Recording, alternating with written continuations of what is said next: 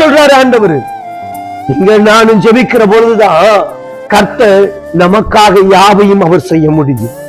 சும்மா வார்த்தையை சொன்னா போதாது, எனக்காக கர்த்தர் யாவையும் செய்ய எப்படி செய்வார்?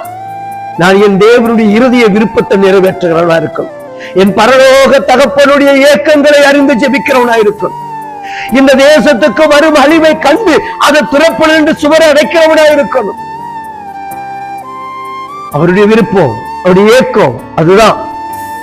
அன்புக்குரிய கர்த்தருடைய பிள்ளையே, அசதியாயிராதீங்க, ஜாக்கிரதையா இருந்து ஜெபிக்கிறதுக்கு தீவிரப்படுங்கள், இரவுகளை பகலாக்குங்கள், ஜாமம் சமயம் கிடைக்கும் நேரமெல்லாம் அவருடைய பாதத்தில் அமருங்கள்.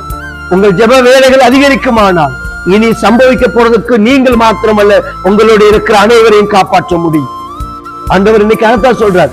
அவர் மனுஷகுமாரன் வரும் பொழுது அவர் வேலை சொல்றது, மனுஷகுமாரனுக்கு முன்பாக நிற்க பாத்திரவான்களா எண்ணப்படுவதற்கு எப்பொழுதும் ஜெபம் பண்ணி விழித்திருங்கள் என்று